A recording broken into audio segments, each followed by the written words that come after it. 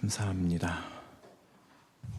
이제 이번 주부터 고난주간이 시작이 됩니다. 이제 고난주간 하면은 십자가가 이제 극대화되는 시간이 되는데 십자가를 좀 더 깊이 묵상하시고 내가 져야 되는 십자가가 있다면 그 십자가를 여러분 내 능력 아니라 주님께서 주시는 그분의 능력으로 그 십자가를 힘껏 지는 이번 한 주간이 되시기를 바랍니다.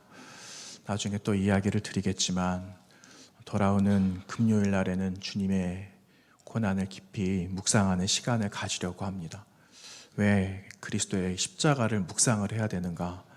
하나님께서 우리에게 깨닫게 해주시는 마음이 있을 거라고 생각이 들어요. 그래서 그 마음을 마음에 가득 채우시면서 말씀 앞에 주시는 감동으로 응답하시는 고난주간의 한 주간의 삶이 되시기를 부탁드립니다. 종려주일입니다. 종려주일 하면은 그릴 수 있는 풍경이 아마 있을 거라고 생각이 들어요. 예수님께서 예루살렘 성에 입성을 하시잖아요. 그런데 사람들이 일제히 다 모인 겁니다. 그래서 저마다 손에는 종려나무 가지를 다 들고 있고 어떤 사람들은 흔드는가 하면 어떤 사람들은 호산나 다윗의 자손을 외치기도 하고 어떤 사람들은 종려나무 가지를 길에 깔기도 하고 자신들이 입고 있었던 옷자락을 길에 펴기도 하고 마치 왕이 밟고 지나가도록 그 길들을 잘 준비해서 닦아놓은 그런 풍경들이 아마 머릿속에 스쳐 지나갈 것 같다라는 생각을 해보게 됩니다. 사람들은 그렇게 예수님을 맞이했습니다.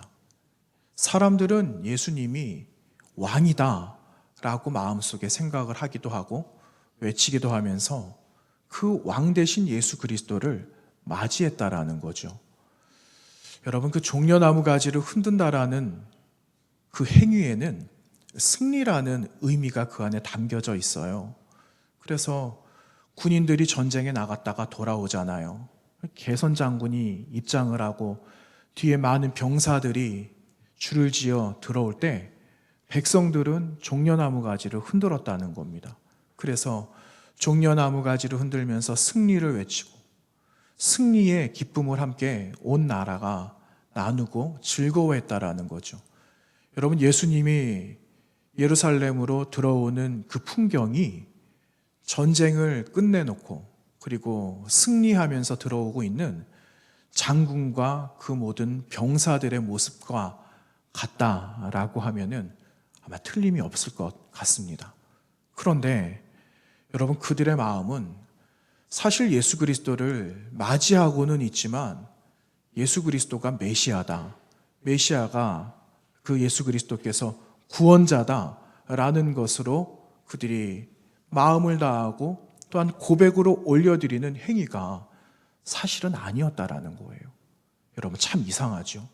그러면 이 사람들은 왜 예수 그리스도를 그렇게 맞이하고 열렬히 환호하고 있었는가 하는 겁니다.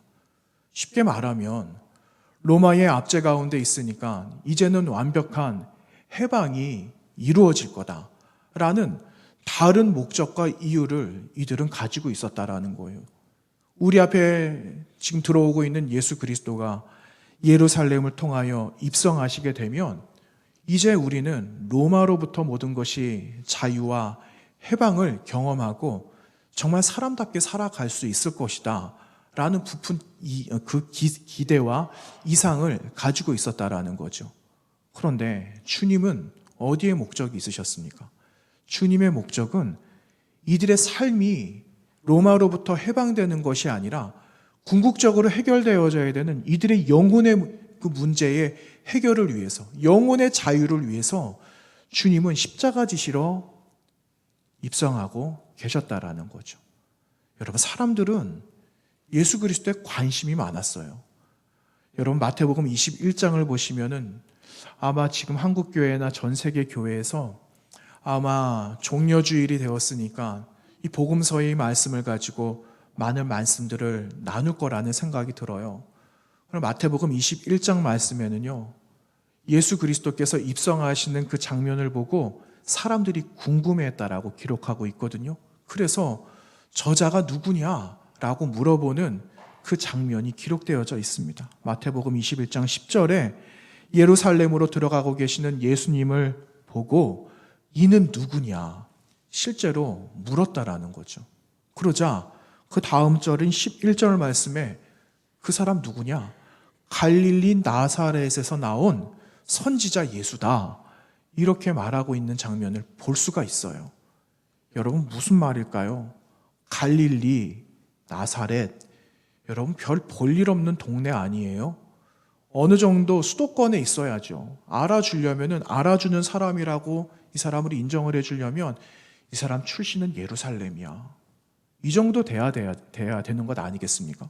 그런데 그 앞에 갈릴리, 나사렛 이렇게 기록이 되어져 있어요. 쉽게 말하면 이 사람이 누군가, 어디 출신인가? 목수의 아들 요셉. 그 목수인 요셉의 아들 예수. 이러한 정보를 주기 위한 그들의 목적이 따로 있었다라는 것을 볼 수가 있다라는 거죠. 쉽게 말하면은 그들의 입장은 구원자로 오셨다라는 것을 믿지 않았다라는 거예요. 거기에 초점을 두지 않았다라는 거죠. 그래서 그 결과 십자가 사건으로 이어지고 있다는 것을 우리는 잘 알고 있습니다. 여러분 오늘 우리가 나누었던 이사야서에 기록되어져 있는 이 말씀은 종의 노래라는 유명한 제목을 가지고 있습니다. 이 종의 노래, 여러분 이 종의 노래는 어떤 내용이냐? 우리 가운데 오신 메시아가 고난당하신다는 내용이에요. 우리 가운데 찾아오신 메시아께서 십자가 지신다라는 그 이야기를 종의 노래를 통해서 말씀해 주시고 계시거든요. 그런데 이 말씀, 이사야서 안에는 종의 노래라는 이 노래가 무려 4번이나 나오고 있어요. 4편이나 나오고 있는데 오늘 우리가 나누었던 이 본문의 50장에 있는 종의 노래는 3번째에 해당되는 노래다라는 것이죠. 그런데 이 노래의 내용은 이런 겁니다. 하나님 말씀을 깨달았어요. 고난받는 종이. 그 말씀을 깨달아서 고난을 견디는 거예요. 나에게 오는 고난을 맞이하는 거죠. 그리고 이 고난을 회피하는 게 아니라 고난을 그대로 받는 거예요.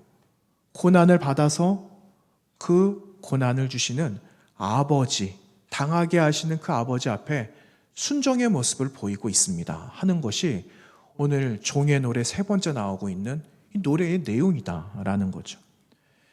여러분 우리가 잘 아는 것처럼 이사야 선지자는 고난과 회복을 이야기 많이 하거든요. 언젠가도 말씀을 드렸어요. 이사야서는 절반을 딱 나눌 수 있거든요. 절반 33장까지 나눌 수 있는데 앞에는 온통 고난에 관한 이야기를 하고 있어요. 어려운 이야기를 하고 있습니다. 고통받는 이야기를 하고 있는데 반면에 34장 넘어가서 이후까지 보시면 거기에는 희망의 메시지가 계속해서 선포되고 있다는 거죠. 쉽게 말해 이스라엘 백성 남유다 사람들이 바벨론으로 가게 될 것이다라는 그 이야기가 앞에 나온다면 너희가 이제는 바벨론 생활 청산하고 다시 고향으로 돌아오게 될 거다라는 그 이야기를 하고 있는 거죠. 고난 중에 있지만 소망도 이들에게 있다라는 것을 이사야 선지자가 선포하고 있는 겁니다. 여러분 이들이 왜 바벨론으로 끌려가게 되었습니까? 왜 나라가 망했죠? 왜 이들이 바벨론으로 끌려갔는가? 하나님께서 백성들을 버리신 게 아니에요. 하나님께서 다른 대적들의 손이 너무 막강하기 때문에 구원할 수 없겠다 그래서 그들을 버리시고 내치신 게 아니라는 거죠. 궁극적인 이유는 이스라엘 백성들이 하나님 말씀에 순종하지 못했다라는 거예요. 하나님 말씀에 순종하지 않고 그들이 감당하고자 하는 것들, 그들이 원하고자 하는 일들을 오만방자하게 행하였기 때문에 결국 하나님께서는 이 이스라엘 백성 남유다 사람들을 바벨론으로 70년 잠깐 보내셨다라는 거죠. 여러분이 말씀을 가만히 들여다보시면 하나님께서 바벨론으로 보내심으로 이들의 모든 삶은 그냥 거기서 끝났다라고 생각을 아마 그들은 했을지도 모르겠어요. 그런데 이미 말씀드렸잖아요. 하나님께서는 고난을 주시지만 동시에 회복도 주신다. 그렇게 말씀드렸잖아요. 여러분 오늘 말씀을 보시면은요.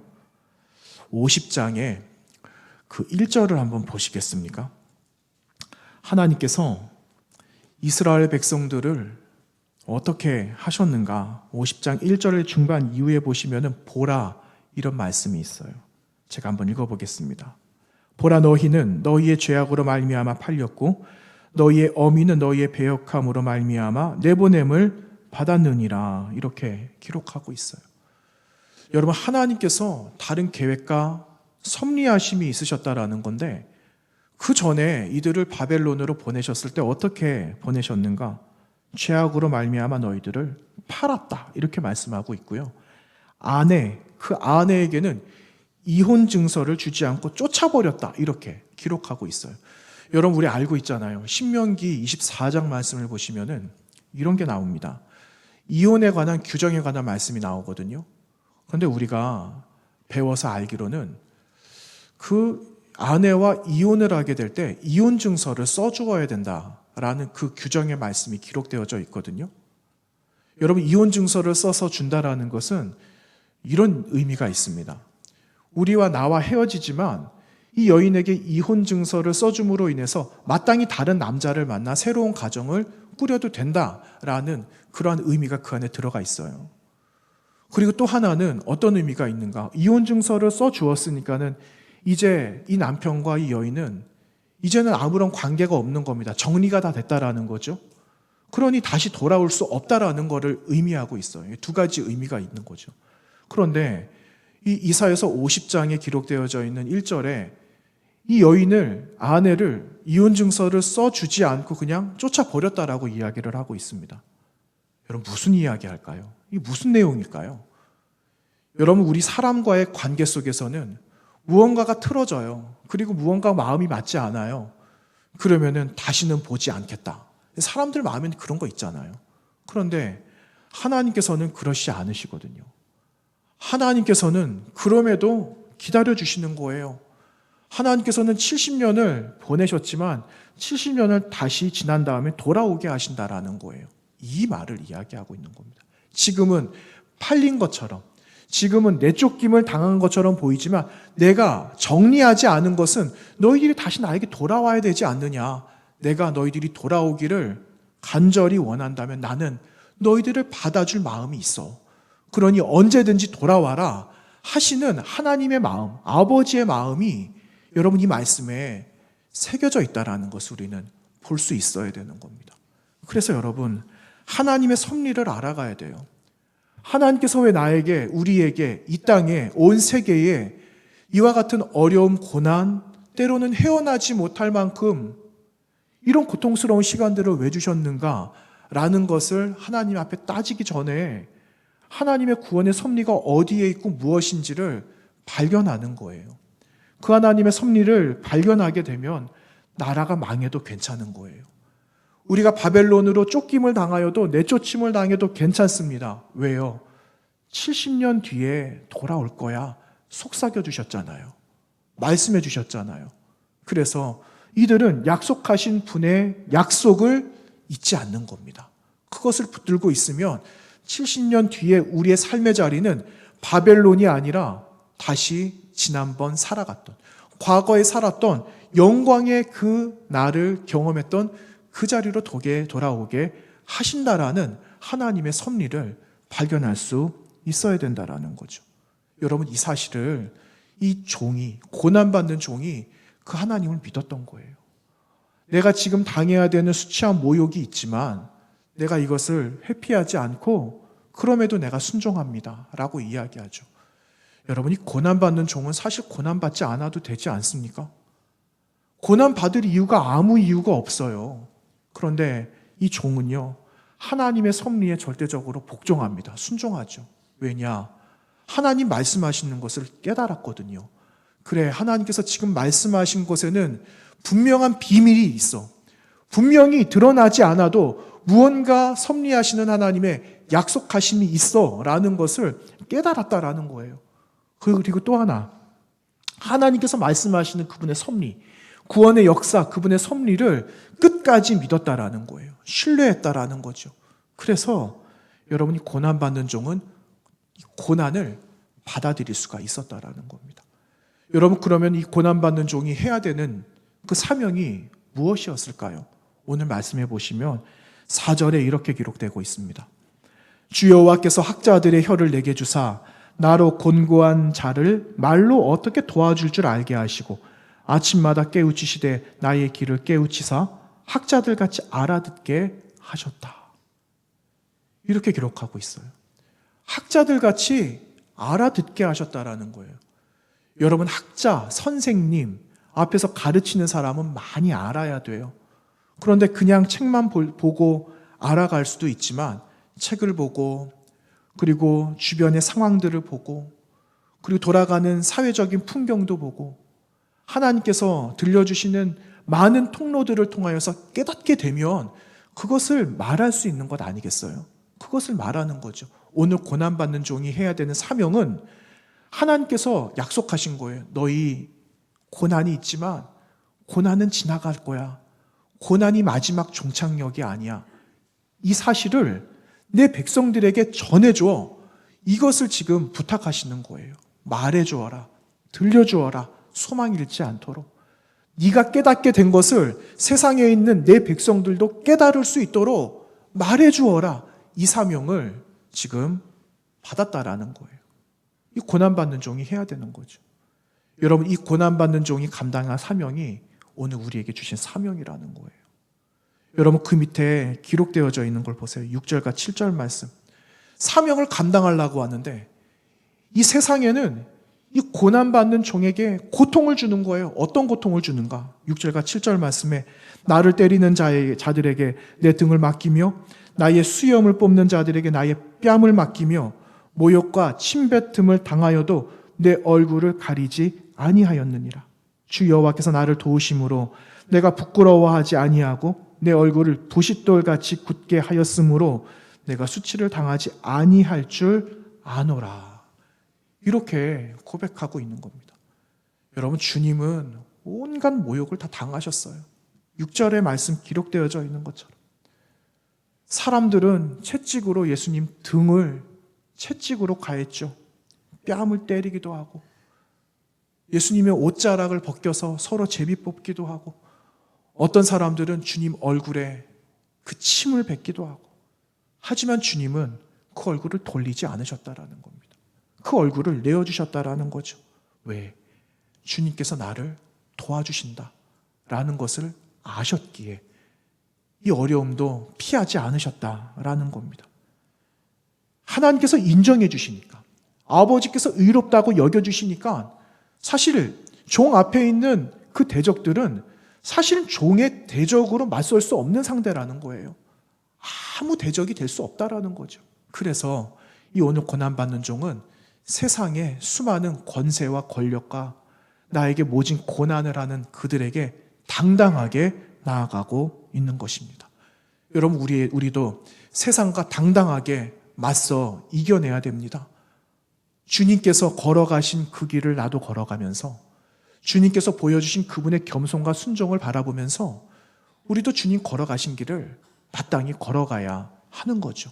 이번 주간이 여러분 우리가 깊이 집중하고 묵상하면서 그렇게 행해 볼 수 있는 좋은 기회의 시간이라는 것을 여러분 기억하시고 함께 마음을 다하여서 힘껏 동참하시기를 바랍니다. 그래서 오늘 주님은 우리를 부르신 거예요. 저와 여러분은 어떤 모습으로 불러주셨어요? 우리는 모두가 다 성도입니다. 성도. 성도라는 이름으로 우리를 불러주셨거든요. 물론 저는 목사로, 어떤 분들에게는 권사와 장로로, 어떤 분들은 집사로, 나는 아무런 직분이 없는데, 이게 중요한 게 아니라 우리는 모두 다 성도라는 거예요. 성도 안에 이런 직분이 있거든요. 그런데 성도로 우리를 불러주신 이유가 있다라는 거예요. 왜냐? 나 혼자도 주님 뒤를 따라갈 수 있어요. 그러나 여러분, 우리 홀로 걸어가는 것보다 두 사람이 좀 더 낫지 않아요? 두 사람이 같이 걸어가면 좀 더 힘이 나잖아요. 그런데 한 사람이 더 붙어요. 세 사람이 같이 가는 거예요. 그러면은 더 힘이 생기는 거예요. 그래서 나 홀로 걸어가지 않게 하시고 같이 걸어가게 하셨다라는 겁니다. 여러분, 바울 사도께서 어떤 고백을 하고 계시는가? 에베소서 말씀에 4장 2절 말씀에 이렇게 기록하고 있습니다. 모든 겸손과 온유로 하고 오래 참음으로 사랑 가운데서 서로 용납하고 평안을 맺는 줄로 성령이 하나 되게 하신 것을 힘써 지켜라. 이렇게 말씀하고 있어요. 하나 되게 하시려고. 우리에게 직분을 주시고 성도가 되게 하신 가장 궁극적인 이유는 우리로 하나 되도록 하기 위함이에요. 그럼 여러분, 우리는 하나 되어서 무엇을 해야 될까요? 하나 되면은 하나 되었는데 무엇을 해야 될까요? 그 다음이 또 나와요. 여러분, 에베소서 4장 12절 말씀에 이는 성도를 온전하게 하여 봉사의 일을 하게 하며 그리스도의 몸을 세우려 하심이라 기록하고 있습니다. 봉사하는 것도 다 좋죠. 다 할 수 있죠. 그런데 가장 중요한 건 그 다음에 나오는 거예요. 그리스도의 몸을 이루는 거예요. 그리스도의 몸을 이루는데 어떻게 홀로 이룰 수 있어요? 우리가 다 같이 연합해서 하나가 되어져야지 그리스도의 한 몸을 이룰 수 있는 것 아니겠습니까? 여러분, 우리 이 날을 위해서 또 이 일들을 위해서 저 여러분을 오늘 불러주셨다라는 거예요. 그리스도의 몸을 세우려면 하나 되지 않으면 세울 수 없어요. 하나 되는 일은 여러분 쉬울까요? 어려울까요? 어려워요. 쉬워 보이는데 어렵습니다. 어렵기 때문에 고통이 되고 고난이 되는 거예요. 여러분, 쉬운 일은 누구나 할 수 있죠. 쉬운 일은 누구나 할 수 있어요. 하지만 어려운 일은 아무나 할 수 없어요. 그래서 저와 여러분을 불러주신 겁니다. 우리 모두가 함께 할 때, 그리스도의 한 몸이 될 때 성령께서 동일한 마음을 주시는 거예요. 그분의 영을 가지고 그분의 영을 통해서 애쓰고 수고하면서 하나를 이루어가고 이 땅에 있는 모든 고난을 이겨내면서 고난 가운데 있는 자들에게 위로를 주고 살아가는 것이 오늘 우리의 사명이다라는 거죠. 그것을 오늘 고난받는 종이 마땅히 하셨다라는 거예요. 애써야 되는 거예요. 여러분, 어렸을 때나 또 지금이나 어른들께서 가끔 이런 말씀하실 때 있잖아요. 참 애썼다. 이런 말씀하시잖아요. 여러분, 그런데 그 애썼다라는 것이 무슨 말이겠습니까? 애라는 거는 애간장, 우리 간과 장을 말하거든요. 우리 속에 있는 보이지 않는 이 장기를 말을 해요. 애썼다, 이 말은 우리의 모든 장기가 아플 만큼, 탈 만큼, 고통이 있을 만큼 수고 많이 했다라는 그 말이에요. 하나가 되는 일을 애써야 된다라는 말은 우리 속이 탈 만큼 하지 않으면 하나 될 수 없다라는 것을 이야기하고 있는 거예요. 그런데 여러분, 우리는 알잖아요. 애써야 되는 것을 알면서 피하지 않잖아요. 여러분, 왜 하시는 거예요? 속이 탈 만큼, 눈물이 날 만큼, 다 포기하고 싶을 만큼 고통이 있음에도 불구하고 여러분, 그것을 왜 감당하세요? 그것은 예수 그리스도 때문에 하는 거예요. 주님께서 나에게 주신 은혜가 너무 크기 때문에, 다 보답할 수 없기 때문에, 그분의 사랑이 너무 크기 때문에 우리는 그걸 감당하는 거죠. 여러분, 그 감당한 다음에 무엇이 옵니까? 나 빈털터리가 됐어, 이렇게 됩니까? 아니잖아요. 하나님 더 큰 은혜를 주시잖아요. 하나님 더 큰 기쁨을 주시잖아요. 더 해야 되겠다, 더 하지 못한 게 안타깝다라는 그런 마음에 고백할 때 있잖아요. 그렇죠? 여러분, 신기해요. 그래서 고난의 별명이 있어요. 고난의 별명은 신비다라는 거예요. 신비. 신기하다라는 거예요. 고난을 당하면 당할수록 고난이 영광이 된다라는 거예요. 그래서 우리 주님은 십자가에서 고난을 받으셨는데 그 십자가의 이름이 영광의 십자가가 되셨다라는 거 아니겠습니까? 그것 때문에 우리는 그 고난을 스스로 당하고 하나 되기에 힘쓰려고 하는 겁니다. 여러분, 우리 교회 하나입니까? 여러분, 우리 교회는 한 몸을 다 이루었습니까? 자신이 없으세요? 여러분, 우리 교회 한 몸을 이루었어요. 때로는 연약해져 보이고 흔들릴 때도 있어요. 모든 교회가 다 그래요. 왜냐? 우리 다 죄인이기 때문에, 우리 다 연약하기 때문에 하나 된 것을 늘 유지할 수는 없어요. 그런데 하나 되어야 되겠다라는 마음의 다짐들은 늘 있거든요. 그래서 그 마음을 같이 끈끈하게 붙들어 가는 거예요. 여러분, 가정 어떠세요? 우리의 가정이 흔들리지 않아요? 흔들리죠. 왜 안 흔들립니까? 그런데 흔들리는 이유를 알면 우리는 또 흔들리는 이유를 걷어낼 수 있어요. 돌이 좀 흔들린다. 그럼 밑에 다른 돌을 고일 수도 있잖아요. 그래서 흔들리지 않게 할 수도 있잖아요. 이렇게 해서 가정을 꾸려나가는 거죠. 여러분 밖에서 살아가고 있는 삶의 자리 일터는 어떠세요? 더 흔들리죠, 더. 그렇지만 여러분의 마음속에 감동해 주시는 분이 계셔서 우리는 세상의 흔들림도 우리가 견고하게 붙들어 놓을 수 있는 겁니다. 이거예요. 이것을 위해서 주님은 고난을 받으시고 그 길을 너희도 따라와라. 오늘 우리에게 그 사명을 주시는 겁니다. 여러분이 좀 구체적으로 알아야 되지 않겠어요? 그럼 어떻게 구체적으로 해야 되는 거야? 이거 나눠야 되지 않겠습니까? 그래서 3가지만 여러분들과 함께 나누기 원합니다. 첫 번째는 무엇이냐면은 능력 주시는 분이 계신다라는 거예요. 여러분 누가 능력을 주십니까? 하나님께서 주시는 거예요. 하나님께서 보내주신 예수 그리스도의 이름을 통해서 능력을 얻게 되는 겁니다. 그래서 빌립보서 말씀에 바울 사도께서 이렇게 고백하죠. 나는 비천에 처할 줄도 알고 풍부에 처할 줄도 알아. 모든 일, 배부름과 배고픔과 풍부와 궁핍에도 처할 줄 아는 일체의 비결을 배웠노라. 내게 능력 주시는 자 안에서 내가 모든 것을 할 수 있느니라. 빌립보서 4장에 기록되어져 있는 거예요. 여러분이 능력을 받아야 됩니다. 여러분 세상 가운데 살아가는데도 능력이 필요해요. 그런데 그 세상 속에 있는 스펙은 영원하지 않아요. 언젠가는 스펙을 쓰지 못하는 때가 있다라니까요. 그런데 주님께서 우리에게 하늘로부터 주신 그 능력은 쓰면 쓸수록 능력이 내게 나타나도록 하게 하신다라는 사실이에요. 그래서 그 능력을 우리는 하늘로부터 받아야 돼요. 그 능력을 마음에 채워야 된다라는 거죠. 그래서 여러분 사도 바울 선생님께서 고백하신 것처럼 바울 사도께서도 주님으로부터 받았거든요. 딴 데서 받지 않았거든요. 주님으로부터 받아서 내가 비천이 무언지도 알아요. 그래서 여기에 내가 처할 수도 있습니다. 풍부한 거요? 좋지요. 하지만 난 교만하지 않을 능력도 주님으로부터 받았어요. 이렇게 고백하는 거예요. 배고픔이요? 어쩔 수 없겠지만 그래도 배고프다고는 저 비굴해지지 않습니다. 배부름이요? 좋지요. 그래도 저는 오직 하나님만 봅니다. 한결같은 마음으로 능력을 받아 능력을 행하는 자가 되었을 때 세상을 이기는 자가 되었다라는 사실입니다. 저와 여러분이 예수 그리스도로부터 능력을 얻어서 주님을 온전하게 잘 따라갈 수 있게 되기를 바랍니다. 2번째는요. 여러분 예수 그리스도로부터 순종과 겸손을 배우는 거예요. 한번 생각해 봤어요. 여러분 순종하고 겸손한 건 사람들 별로 안 좋아하더라고요. 세상에서 겸손하게 머리를 조아리고 그냥 아유 저는요 잘 못해요. 겸손하게 하니까 사람들이 우습게 보더라니까는요. 진짜 그러더라니까는요.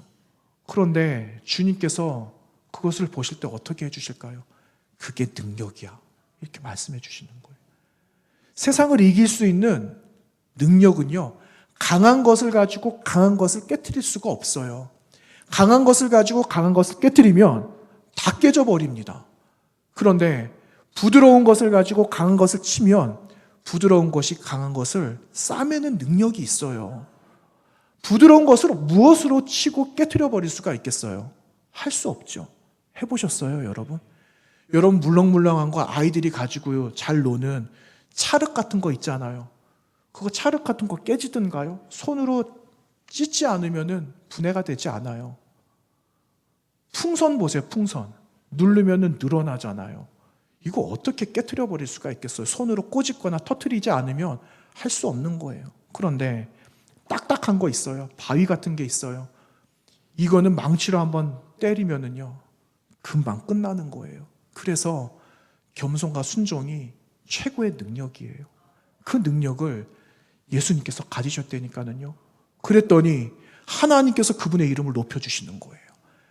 겸손과 순종으로 하나님 앞에 순종하면서 그리고 세상 속에서 감당할 십자가를 지시니까 하나님은 그의 이름, 아들을 극진히 높여주셨어요.